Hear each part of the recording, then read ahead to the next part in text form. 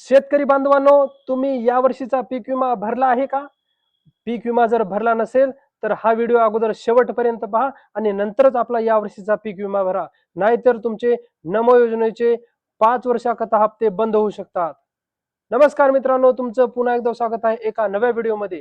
आज आपण पाहणार आहोत पीक विमा 2026 बद्दल 3 जुलै 2026 रोजी निघालेल्या GR मधील नियम, अटी, शर्ती आणि या ठिकाणी आपण पीक विमा भरण्याच्या अगोदर कोणत्या गोष्टी लक्षात घेतल्या पाहिजे या ठिकाणी हे थोडक्यात आपण या व्हिडिओमध्ये पाहणार आहोत. अतिशय महत्त्वाच्या अशा या ठिकाणी त्या GR मधील या पीक विम्याचे वैशिष्ट्य आहेत मित्रांनो. अगोदर हे समजून घ्या आणि नंतरच आपला पीक विमा भरा. चला तर मग व्हिडिओला सुरुवात करूया. त्या अगोदर आपल्या चॅनलवर जर कोणी नवीन आले असतील तर मित्रमंडळी त्यांनी आपल्या चॅनलला सबस्क्राईब करून ठेवा. अतिशय महत्त्वाचे व्हिडिओ तुम्हाला या चॅनलवर पाहायला मिळतील. चला तर मग व्हिडिओला सुरुवात करूया. या ठिकाणी बघू शकता शेतकरी बांधवांनो, सुधारित प्रधानमंत्री पीक विमा योजना खरीप हंगाम 2026 व रब्बी हंगाम 2026-27 करता राज्यात राबविण्याबाबत या ठिकाणी हा GR निघाला होता 3 जुलै 2026 आणि या GR मधील अतिशय महत्त्वाचे असे या GR मधील पीक विम्याचे वैशिष्ट्य आपण या ठिकाणी 10 ते 11च वैशिष्ट्य आहेत मित्रांनो. जास्त वेळ लागणार नाही, पण हे या ठिकाणी वैशिष्ट्य अगोदर समजून घ्या आणि नंतरच आपला पीक विमा भरा. अतिशय महत्त्वाचे या ठिकाणी बाबी या ठिकाणी दिलेल्या आहेत. या ठिकाणी पाहू शकता मित्रांनो, 2 नंबरचा मुद्दा आहे योजनेची प्रमुख वैशिष्ट्ये. अतिशय बारकाईने हा व्हिडिओ या ठिकाणी मी समजून सांगणार आहे. व्हिडिओ शेवटपर्यंत पहा आणि त्यानंतरच आपला पीक विमा भरा. आणि तुम्ही जर योजनेची या ठिकाणी प्रमुख वैशिष्ट्ये समजून न घेता जर तुम्ही पीक विमा काढला तर या ठिकाणी तुमचा पीक विमा रद्द होऊ शकतो किंवा तुम्हाला 5 वर्षाकरता नमो योजनेचे हप्ते सुद्धा तुमचे बंद होऊ शकतात. त्याचबरोबर आणखी काय अटी आहेत यामध्ये या आपण बघून घेऊयात. चला तर 1 नंबरचा मुद्दा बघू शकता, अत्यंत महत्त्वाचा आहे मित्रांनो. योजनेमध्ये सहभागासाठी शेतकरी ओळखपत्र म्हणजेच ॲग्रीस्टॅग फार्मर ID अनिवार्य आहे, म्हणजेच कंपल्सरी आहे. मित्रांनो, तुम्हाला जर पीक विमा या वर्षीचा भरायचा असेल तर तुम्हाला फार्मर ID या ठिकाणी काढलेलं असणे आवश्यक आहे. त्याशिवाय तुम्हाला पीक विमा भरता येणार नाही आणि जर तुम्ही भरला तरीही तो या ठिकाणी रद्द होऊ शकतो.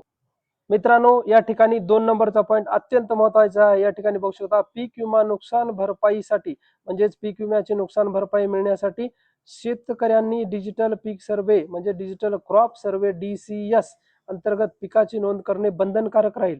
म्हणजेच या ठिकाणी तुम्ही पीक विमा भरलेला असेल आणि तुम्ही जर पीक पेऱ्याची नोंद DCS ॲपमध्ये आपल्या मोबाईलमध्ये पेरा जर भरला नाही तर तुम्हाला या ठिकाणी पीक विमा मिळणार नाही. त्यामुळे तुम्हाला जर पीक विमा मिळायचा असेल तर तुम्हाला या ठिकाणी डिजिटल पीक सर्व्हे म्हणजे DCS ॲपमध्ये आपण जे दरवर्षी पेरा भरतो त्याच्यामध्ये पेरा भरणे बंधनकारक राहील. म्हणजे त्या कंपल्सरी तुम्हाला पेरा भरावाच लागेल तरच तुम्हाला या ठिकाणी पीक विमा नुकसान भरपाई मिळू शकते. या ठिकाणी 3रा मुद्दा बघू शकता मित्रांनो, सुधारित प्रधानमंत्री पीक विमा योजनेमध्ये शेतकरी सहभागासाठी प्रति अर्ज किमान 0.10 हेक्टर मर्यादा राहील. म्हणजेच किमान 10 गुंठ्याचा तुम्हाला विमा भरता येईल, त्याच्यापेक्षा कमी क्षेत्राचा या ठिकाणी विमा भरता येणार नाही. ही सुद्धा गोष्ट या ठिकाणी समजून घ्या मित्रांनो. त्यामुळे मी म्हणतो की हा या ठिकाणी वैशिष्ट्ये वगैरे सगळं समजून घ्या, नंतरच आपला पीक विमा भरा. या ठिकाणी बघू शकता मित्रांनो, 4था मुद्दा, बोगस किंवा फसवणुकीच्या उद्देशाने पीक विमा घेतल्याचे आढळून आल्यास. या ठिकाणी हा मुद्दा अतिशय महत्त्वाचा आहे. बोगस किंवा फसवणुकीच्या उद्देशाने जर तुम्ही पीक विमा काढलेला असेल तर संबंधित अर्जदारास पीक विमा योजना, नमो शेतकरी महासन्मान योजनेसारख्या DBTद्वारे लाभ देण्यात येणाऱ्या कृषी विभागाच्या योजनांचा लाभ घेण्यापासून 5 वर्षाकरता बंदी या ठिकाणी घालण्यात येईल. हा मुद्दा अत्यंत महत्त्वाचा आहे मित्रांनो. या ठिकाणी बघू शकता की बोगस आणि फसवणुकीच्या उद्देशाने जर तुम्ही पीक विमा काढला असेल म्हणजेच खोटी कागदपत्र लावून काढला असेल किंवा या ठिकाणी कुठेतरी कागदपत्रात फेरफार करून या ठिकाणी जर तुम्ही विमा जर काढलेला असेल तर त्या विमा तर त्या ठिकाणी तुमचा तर तुम्हाला मिळणारच नाही, परंतु त्याचे नुकसान खूप मोठं आहे. नमो शेतकरी महासन्मान योजनेचे DBTद्वारे जे पैसे पडणारे असतात त्याचबरोबर या ठिकाणी DBTद्वारे इतरही योजनांचे जे पैसे पडतात त्यापासून तुम्हाला 5 वर्षापर्यंत बंदी घालण्यात येईल. या ठिकाणी हा मुद्दा 4थ्या नंबरमध्ये या ठिकाणी त्यांनी टाकलेला आहे. तर या ठिकाणी आपण 5वा मुद्दा पाहूया. हा 4था मुद्दा अत्यंत महत्त्वाचा मित्रांनो. त्यामुळे या ठिकाणी हा विमा भरण्याच्या अगोदर हा व्हिडिओ शेवटपर्यंत पहा.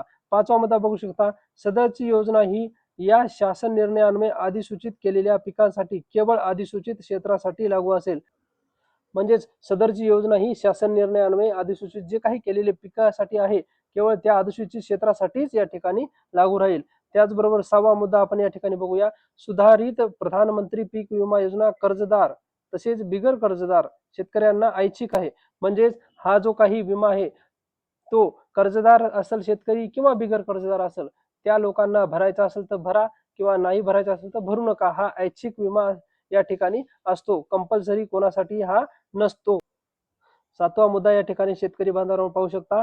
अधिसूचित क्षेत्रातील अधिसूचित पिकासाठी खातेदारांचे व्यतिरिक्त कुळाने अगर भाडेपट्ट्याने शेती करणारे शेतकरी या योजनेत सहभाग घेण्यास पात्र आहेत. मात्र भाडेपट्ट्याने शेती करणाऱ्यास नोंदणीकृत भाडे करार पीक विमा संकेतस्थळावर अपलोड करणे बंधनकारक आहे. म्हणजेच या ठिकाणी कुळाने अगर भाडेपट्ट्याने शेती करणारे जे शेतकरी आहेत ते सुद्धा या ठिकाणी विमा भरण्यास पात्र आहेत. परंतु या ठिकाणी सांगितलेलं आहे की भाडेपट्ट्याने शेती करणारे जे लोक आहेत त्यांनी नोंदणीकृत भाडे करार जर त्याच्याकडे असेल म्हणजेच रजिस्ट्री ऑफिस कडून केलेला भाडे करार असेल तो त्या संकेतस्थळावर पीक विम्याच्या संकेतस्थळावर अपलोड करणे बंधनकारक आहे. हे जर अपलोड केला नाही तर तुम्हाला या ठिकाणी विमा भरता येणार नाही. 8 नंबरचा मुद्दा या ठिकाणी बघू शकता. या योजनेअंतर्गत शेतकऱ्यांनी भराव्याचा पीक विमा हप्ता खरीप हंगामासाठी 2%, रब्बी हंगामासाठी 1.5% तसेच खरीप व रब्बी हंगामातील नगदी पिकासाठी 5% असा मर्यादित ठेवण्यात येत आहे. 9व्या मुद्द्यामध्ये आपल्याला जी काही अपेक्षित बाब असते किंवा नुकसान किती टक्के आपल्याला मिळणार आहे ती बाब यामध्ये दिलेली आहे. या ठिकाणी बघू शकता. योजनेअंतर्गत खरीप हंगाम 2026 व रब्बी हंगाम 2026-27 या 1 वर्षाकरता सर्व अधिसूचित पिकासाठी जोखीम स्तर किती असणार आहे? 70% जोखीम स्तर या ठिकाणी असा निश्चित करण्यात आलेला आहे. म्हणजे 70% जोखीम स्तर या ठिकाणी निश्चित करण्यात आलेला आहे. 10वा मुद्दा आपण या ठिकाणी बघूयात. अधिसूचित क्षेत्रातील अधिसूचित पिकांचे उंबरठा उत्पादन हे मागील 7 वर्षापैकी सर्वाधिक उत्पादनाच्या 5 वर्षाचे सरासरी उत्पादन गुणिले त्या पिकाचा जोखीम स्तर विचारात घेऊन निश्चित केले जाईल. 12वा मुद्दा या ठिकाणी बघूयात. मित्रांनो हा सुद्धा अतिशय महत्वाचा मुद्दा आहे. 12वा सुद्धा या ठिकाणी बघा. या योजनेत मृत शेतकऱ्यांच्या नावे म्हणजे जो मयत जर शेतकरी असेल एखादा सातबारावर त्या मृत शेतकऱ्याच्या नावे तसेच इतर अवैध मार्गाने म्हणजेच मयत शेतकऱ्याच्या नावे किंवा अवैध मार्गाने विमा काढला गेल्यास तो प्रस्ताव रद्द करण्यात येईल. या ठिकाणी स्पष्ट देण्यात आलेले आहे की मयत व्यक्तीच्या नावाने सुद्धा तुम्हाला विमा काढता येणार नाही, तो रद्द होऊ शकतो किंवा अवैध मार्गाने जर काढलेला विमा असेल तो या ठिकाणी 100% रद्द होणार आहे. त्यामुळे या ठिकाणी विमा जर काढत असताना आपण जे काही कागदपत्रे असतील ते आपण अतिशय व्यवस्थित आणि जे काही खरे असतील तेच आपल्याला अपलोड करायचे आहेत. त्या आधारेच आपल्याला विमा भरायचा आहे. 13 नंबरचा मुद्दा बघूया. जोखमीच्या बाबी. योजनेअंतर्गत खरीप व रब्बी हंगामाकरता पीक पेरणीपासून काढणीपर्यंत या ठिकाणी बघू शकता पीक विमा कोणती जोखीम घेणार आहे. पीक विमा या ठिकाणी पीक पेरणीपासून ते काढणीपर्यंतच्या कालावधीत विविध नैसर्गिक आपत्ती किंवा पीक उत्पादनावर विपरीत परिणाम करणाऱ्या इतर बाबीमुळे हंगामाच्या शेवटी पीक कापणी प्रयोग आधारे तांत्रिक उत्पादन आधारे सदर महसूल मंडळामध्ये पिकाच्या उंबरठा उत्पादनाच्या तुलनेत येणारी घट गृहीत धरून नुकसान भरपाई या ठिकाणी देय राहील.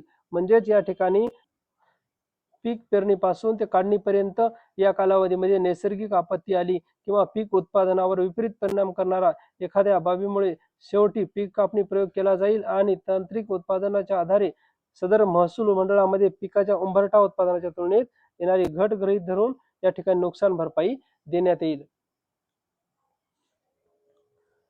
हे होते 13 मुद्दे. या ठिकाणी मित्रांनो आपण आता बघू शकता आपण अतिशय सोप्या भाषेमध्ये या ठिकाणी या पीक विमाची वैशिष्ट्ये या ठिकाणी तुम्हाला समजून सांगितलेली आहेत. मित्रांनो पीक विमा 2026 ची या ठिकाणी 3 जुलैच्या JR मधील हे 13 मुद्दे हे या योजनेची वैशिष्ट्ये होते आणि वैशिष्ट्ये समजून घेणे अतिशय महत्त्वाचे असते आणि तुम्हाला वैशिष्ट्ये आता तुम्ही अतिशय बारकाईने समजून घेतले. आता तुम्ही आपला पीक विमा भरू शकता. तुम्ही हे 13 मुद्दे आपले जे काही आहेत ते या ठिकाणी डोक्यात ठेवून या ठिकाणी आपला विमा भरा. म्हणजे तुमचा विमा सक्सेसफुल होईल आणि तुम्हाला या ठिकाणी विमा जे काही भरलेला आहे त्याची भरपाई 100% मिळेल. चला तर मित्रांनो पुन्हा भेटूया अशाच एका महत्त्वपूर्ण व्हिडिओमध्ये. तोपर्यंत आपल्या चॅनलवर नवीन कोणी आले असेल तर चॅनलला सबस्क्राईब करून ठेवा. पुन्हा भेटूया अशाच एका महत्त्वपूर्ण व्हिडिओसह. तोपर्यंत जय हिंद, जय महाराष्ट्र. शेतकरी बांधवांनो तुम्हाला तुमच्या शेतीची सातबारा घर बसल्या 1 मिनिटात मोबाईलवर डिजिटल सातबारा काढायची आहे का? तर हा व्हिडिओ आपल्या चॅनलवर उपलब्ध आहे. अतिशय साध्या सोप्या सविस्तर भाषेमध्ये या ठिकाणी या व्हिडिओमध्ये सांगितलेलं आहे. तर या व्हिडिओ क्लिक करा आणि घर बसल्या 1 मिनिटामध्ये आपल्या शेतीची डिजिटल सातबारा कशी काढायची ते शिकून घ्या.